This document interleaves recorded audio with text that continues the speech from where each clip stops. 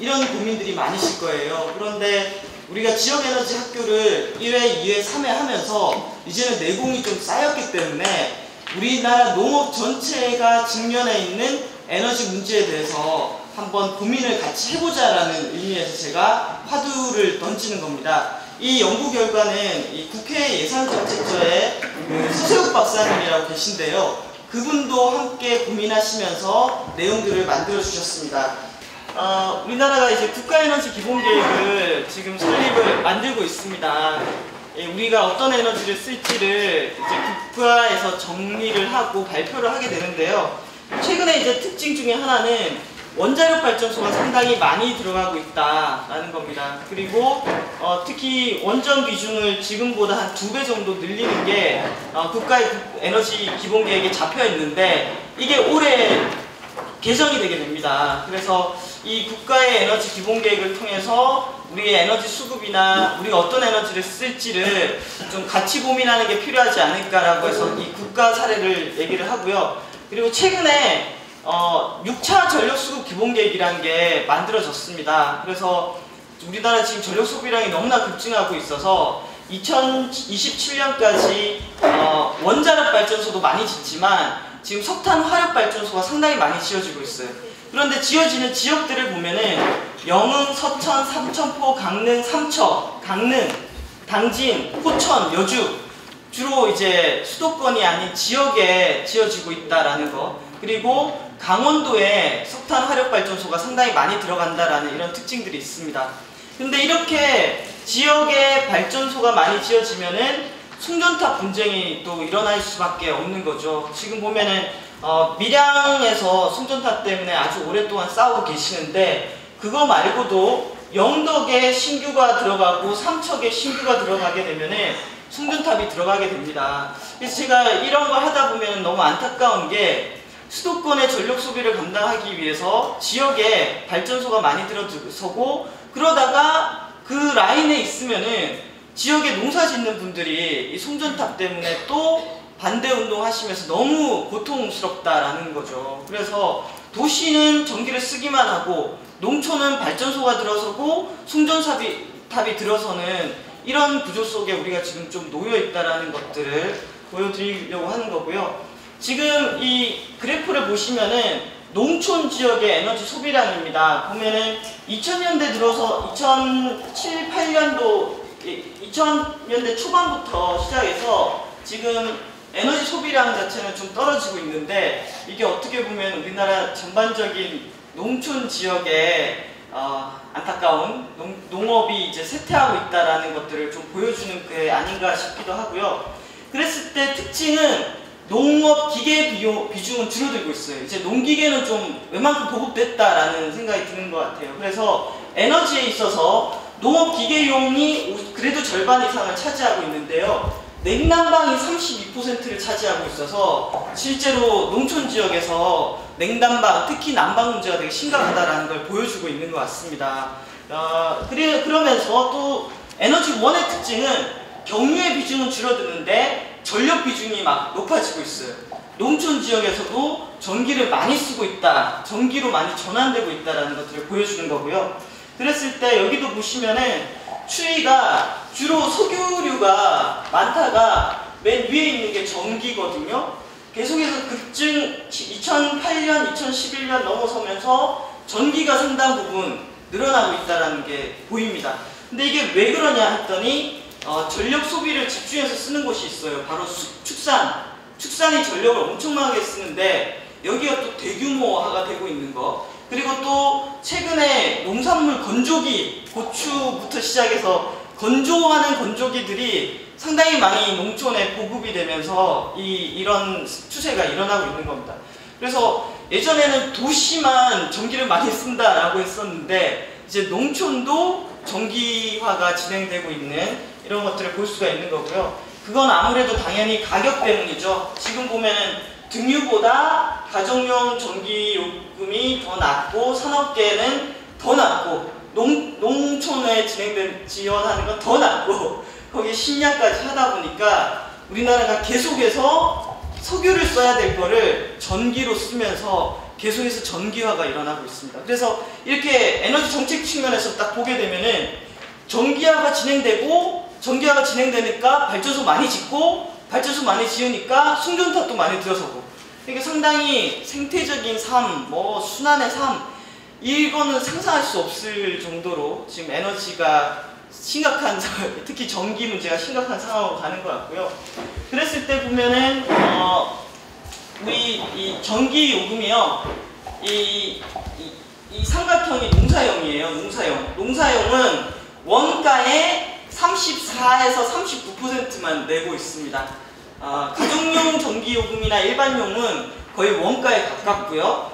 그리고 예를 들면 산업계 같은 경우에는 한 70%, 그런데 농업용은 30%. 그러니까 상당히 저가로 농사용 전기요금이 이제 공급되고 있다라는 거고요. 그런 상황 속에서 면세유도 꽤 되죠. 면세유는 주로 경유가 많이 제공이 됩니다. 그런 상황 속에서 지금 농업과 어업 관련해서 에너지 정책에 관련한 제정들이 쭉 있습니다. 농수산식품부 같은 경우에도 농촌형 에너지 자립마을도 있고요. 축산분뇨시설에 있어서 이 바이오가스를 해가지고 전기 생산하는 거라든지, 그 다음에 농촌진흥청도 있고, 저탄소 순환마을이라든지, 여기 산림청 보면은 산림 바이오매스 확충이라든지, 저탄소 녹색 시범도시, 환경부 같은 경우에도 진행되고 있는 것들이 있고요. 그런데 이렇게 많이 뭔가 예산을 쓰고 또 신재생 에너지 보급 사업도 하고 농림어업 관련해서 예산이 있는데, 실질적으로 우리 농민들이 이런 게 좀 체감이 될 정도로 생활과 맞닿은 정책들은 너무 먼 게 아닌가. 뭔가 예산은 쓰이는데 농민들이 고민하는 냉난방이라든지 이런 것과 관련한 실질적인 정책들이 부족한 게 아닌가라는 생각들을 하고 있고요. 현재 정부에서 2013년도에 면세유로 들어간 예산이 2조 6,129억 정도가 되고요. 지금 그 전기요금 같은 경우에도 어떻게 보면은 원가 이하로 팔게 되면은 그 원가를 세금으로 메꾸기 때문에 이 보조의 혜택들이 상당히 크다라고 할 수가 있습니다. 이거 넘어가고요. 근데 특히 우리나라가 보면 헥타르당 똑같은 면적을 농사를 짓는데 에너지 사용량이 OECD 평균보다 37배가 많더라고요. 이 얘기는 우리가 정말 석유와 에너지 농업을 정말 집중적으로 하고 있다라는 거고, 만약에 외부의 충격에 의해서 에너지 가격이 올라가거나 에너지 부분에 문제가 생긴다면은 우리나라 농업도 상당히 큰 사격을 받게 될 수 있다라는 생각이 듭니다. 그랬을 때 이 문제를 그냥 이 얘기를 하게 되면 저도 조심스럽습니다. 여기 다 농사 짓는 분들이고, 아니 우리나라 농촌 얼마나 힘든데 이 면세유 얘기, 전기요금 혜택 그 정도 가지고 이렇게 주는 거에 대해서 문제 제기를 하냐라고 얘기하실 수도 있어요. 그런데 상황이 이렇게 가다 보면은 너무나 탄소나 아니면 에너지 의존적이 되면은 아까도 제가 말씀드렸듯이 갑작스러운 충격이나 가격 상승에 우리 농업이 더 큰 혼란을 받기 때문에 이 문제에 대해서도 좀 논의하는 이런 얘기는 아예 시작도 하지 않지 않습니까? 이런 것들을 얘기할 필요가 있겠다라는 생각이 들고요. 그랬을 때 예를 들면은 면세유를 없애고 전기요금을 현실화하고 이렇게 되면 난리가 날 겁니다. 그쵸? 그랬을 때 이 정도의 돈이 드는데 이 돈을 오히려 예를 들면 녹색당 같은 경우에는 농민 기본소득이라든지 이런 걸로 돌려주는 방식, 이런 걸 대체하는 방식, 이런 것들도 고민해 볼 수 있다라는 화두를 그냥 저는 던집니다. 여기 계신 분들은 에너지 문제를 상당히 고민을 많이 해 오시고, 또 여기 계신 분들은 우리나라 농업이 이렇게 에너지를 많이 쓰면 안 된다라는 고민들을 하고 계시기 때문에 이런 이야기들을 이제 우리가 지역에너지 학교 3회째 되니까 한번 고민을 해보자 라는 얘기를 드리고 싶고요. 이 중간에 있는 게 목질개 열병합 발전소입니다. 우드칩을 태워가지고 따뜻한 물과 전기를 생산해서 따뜻한 물은 이 관을 이용해서 마을로 난방용으로 보냅니다. 우리 이 마을에서 하려고 하는 것과 거의 똑같은 모델로 진행을 하고 있습니다. 그러면서 여기 같은 경우에는 주민이 1,700명인데 이런 것들을 하기 위해서 협동조합을 만들어서 이 공간을 주민들이 스스로 운영하고 거기에서 일자리가 만들어지고 수익이 창출된다라는 거. 그래서 아까 우리가 이 느릅마을 같은 경우에는 50억을 받았지 않습니까? 그래서 뭔가 시작해 볼 수 있는 초기 자금은 됐는데 이게 지속 가능하게 운영이 되려면은 재료가 계속 공급이 돼야 되고 누군가 마을에서 에너지를 생산하는 일에 종사를 해야 되고 또 관리를 해야 되는 문제가 있습니다. 그래서 이런 이야기들을 이제 우리가 풀어가야 된다라는 얘기를 드리고 싶고요. 결국 이런 에너지 자립 마을들이 이런 물질의 순환 이런 것들이 있다라는 건데요. 그런 얘기를 하죠. 아니 그만한 예산을 들여서 그냥 개별 난방하면 될 텐데 왜 굳이 이런 걸 하느냐라고 할 수도 있는데요. 어쨌든 만약 느릅마을이 저 공개 완성이 되고 거기 우리 이 근처에 있는 잡목이나 이런 것들을 이용해서 난방을 공급을 한다면은 지역의 자원을 이용해서 에너지 문제를 풀어가는 거죠.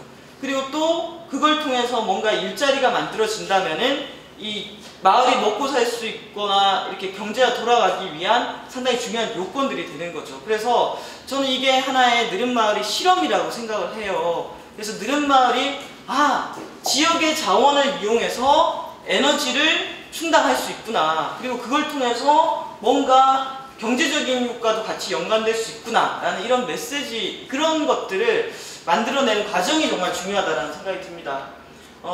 지난해 제가 독일을 갔을 때 독일은 정말 태양광이 농가 지붕 위에 많이 있더라고요. 그래서 와, 여기 정말 독일의 사람들은 곡물 농사도 짓고 에너지 농사도 짓는구나 라는 생각이 들었었고요.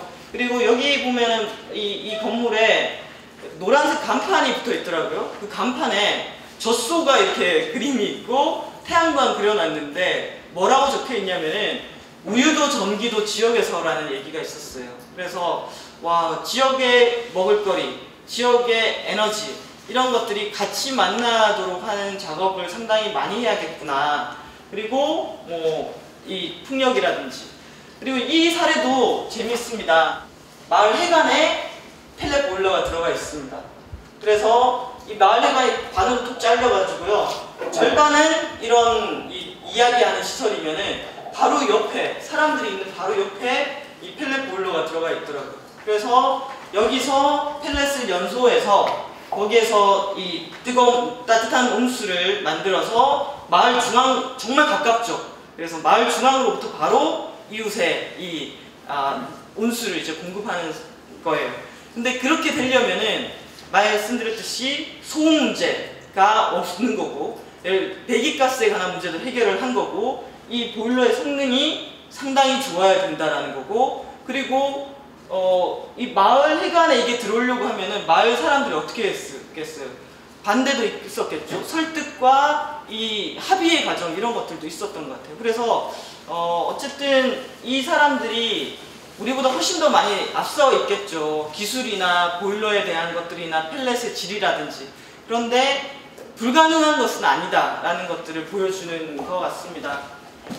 그리고 이렇게 독일같이 에너지를 생산하는 농구들이 많아지고 그게 가능하려면은 발전 차익 지원 제도라는 게 살아나야 될 것 같은데요. 태양광이나 이런 신재생에서 생산한 전력을 고정 가격에 구매해주는 이런 제도가 살아나야 될 것 같은데, 그건 좀 숙제입니다. 제도적으로 풀어야 될 숙제입니다. 결국 이제 조금 집에 얘기를 하자면은 당연히 단열 개선 사업들이 필요한 것 같고요. 이런 집들을 어떻게 단열 개선할 것인가 숙제인 것 같습니다.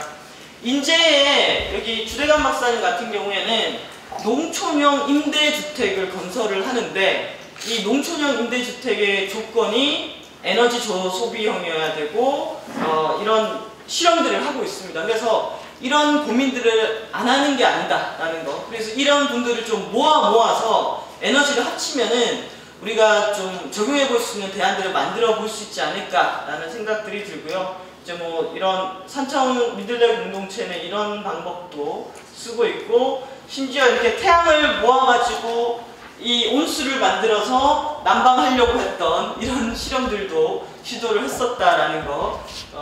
그리고 지금 완주에서는 지난해 이 지속가능한 농촌 에너지 자립은 가능하다라는 이야기들로 이 국제 심포지엄 같은 것도 했습니다.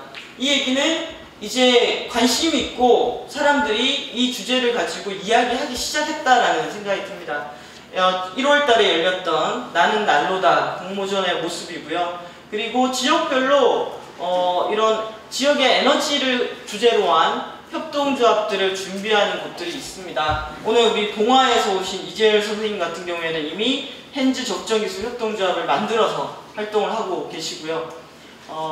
이건 지금 서울의 성백골에서도 오셨는데요. 이 농촌뿐만 아니라 도시에서도 고민을 많이 합니다. 그래서 이분들이 한 게 지금 보시면은 황소바람을 막기 위해 창문에 이런 것들을 설치해서 최소한의 이렇게 바람이 들어오는 걸 막는다라든지, 그리고 마을에 있는 공간 하나를 단열 개선 사업을 하고 태양열 온풍기를 붙이고, 그리고 화목 난로를 이용한다라든지 도시에서도 이런 좀 노력 같은 것들을 해보고 있고요. 저 같은 경우에는 지금 초소형 태양광, 도시는 공간이 넓지가 않지 않습니까? 그래서 이렇게 이동할 수 있는 베란다에 부착하는 태양광이라든지 이런 작업들을 좀 하고 있습니다. 지금 보면은 저희 쭉 시작해서요, 통영, 그 다음에 임실, 원주, 나주, 그리고 여기까지 왔습니다. 우리가 그동안 고민해 왔던 거, 이런 것들을 지금 우리 안에서도 이제 많이 나눠야겠지만 이제는 사회를 향해서 화두를 좀 던져야 될 때가 아닌가라는 생각을 하고 있고요. 그래서 이제 오늘 제가 말씀드렸던 것들 중심으로 이제 정부에서 농촌의 에너지 문제의 심각성을 좀 알도록 농촌 지역 난방 어떻게 할 것인가, 우리도 이렇게 모여서 논의하지만 진짜 좀 제도적으로 이런 고민들을 할 수 있게 토론회라든지 이런 것들을 해야 될 것 같고요. 그래서 아까 제가 말씀드렸던 면세유와 이 농촌 전기요금 문제를 어떻게 농민들에게 고통을 주지 않으면서 우리의 이렇게 전환할 수 있는가에 대한 고민들, 그리고 발전 차액 지원제도, 농촌 에너지 전환 모임, 이런 모임들, 그리고 단열 개선 사업, 협동조합 운동, 그리고 완주에서 지금 지역 에너지 사업을 좀 많이 하겠다라고 합니다. 이 모임에서 이 에너지 문제를 높은 층에서 중간층, 그리고 우리 집까지 다양한 형태로 이야기를 하고 다뤄야 되는 시기가 아닌가 하는 생각이 듭니다.